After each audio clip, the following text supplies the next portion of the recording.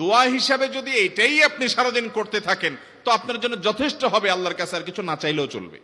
আমার জীবনে বহুবার এমন হয়েছে, বহুবার এমন এমন বিপদ যে দেয়ালে পিঠ ঠেকে গেছে, এখান থেকে উদ্ধারের কোনো পথ আর চোখের সামনে দেখা যাচ্ছে না। আমি এই আমলটি প্রতি নিঃশ্বাসে নিঃশ্বাসে বাস কন্টিনিউয়াসলি করে গেছি, এমন ভাবে অলৌকিক ভাবে উদ্ধার করেছেন যে আমার কল্পনায়ও আসে না যে এখান থেকে এভাবে হেল্প হতে পারে। সূরা মুলক আল্লাহ রাব্বুল আলামিন আমাদের জীবনের উদ্দেশ্য বলতে গিয়ে, বাতলাতে গিয়ে বলেছেন, আল্লাযী খালাকাল মাউতা ওয়াল হায়াতা লিয়াবলুয়াকুম আইয়ুকুম আহসানু আমালা। আল্লাহ বলেন নাই আইয়ুকুম আকসারু আমালা, তোমাদের মধ্যে কে বেশি আমল করে এটা আমি দেখতে চাই, এই জন্য তোমাদেরকে দুনিয়াতে পাঠাইছি। আল্লাহ সেটা বলেন নাই। কে সর্বোত্তম আমল করে, সবচেয়ে কোয়ালিটিফুল আমল করে, কার নামাজ কত সুন্দর, কে মুসলমান হিসেবে কত ভালো, আল্লাহ তাআলা সেটা দেখতে চান, সেটা প্রমাণ করতে চান। আল্লাহ জানেন সবকিছু। মোহতারাম হাজিরিন, আমাদের আমলের কোয়ালিটি আল্লাহ তাআলা চান, কোয়ান্টিটি মুখ্য না। সব সময় বেশিরভাগ ক্ষেত্রে কোয়ালিটি হলো মূল। কিন্তু একটা আমল আছে যে আমলটার কোয়ালিটি তো ভালো হতেই হবে সব আমলের মতো, পাশাপাশি কোয়ান্টিটিটাও আল্লাহ তাআলা চান বান্দা বেশি পরিমাণে করুক।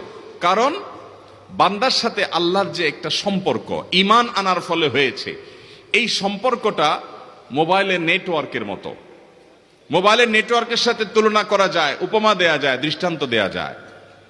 আপনার মোবাইলের যে সিম আপনার সেটে আছে, টাওয়ারের সাথে এই সিমের কানেকশন যত ভালো হবে তত এটা ব্যবহার করে আপনি শান্তি পাবেন, কথা বলে শান্তি পাবেন, কল করতে আপনার কোনো ডিস্টার্ব হবে না, কল কেটে যাবে না, কথা কেটে কেটে যাবে না, কথা স্মুথলি বলতে পারবেন।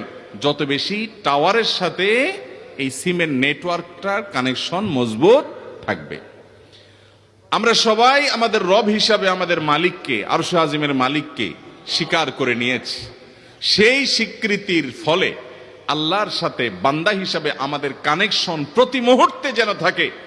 এই জন্য প্রিয় নবী সাল্লাল্লাহু আলাইহি সাল্লাম প্রতিটা পদে পদে, প্রতিটা কাজে কাজে, প্রতিটা মুহূর্তে মুহূর্তে আমাদেরকে জিকির শিক্ষা দিয়েছেন, দোয়া শিক্ষা দিয়েছেন। ইমানদারের জীবনে এমন একটি পদক্ষেপও নাই, এমন একটি কাজও নাই যেই কাজে কোনো না কোনো দোয়া নবী করিম সাল্লাল্লাহু আলাইহি সাল্লাম শিক্ষা দেন নাই, এমন কোনো কাজ নাই। মুহতারাম হাজিরিন, আপনি যখন আল্লাহর স্মরণ করে অর্থ বুঝে নবীজির বাতানো দোয়া জিকিরগুলো পাঠ করবেন, আপনার অন্তরে এক ধরনের তৃপ্তি অনুভব করবেন। আপনি অনুভব করবেন যে আপনি পাওয়ার হাউসের সাথে কানেক্টেড আছেন, সংযোগ আপনার আছে, নেটওয়ার্ক আপনার আছে আল্লাহ তাআলার সাথে, এটা আপনি অনুভব করবেন। এবং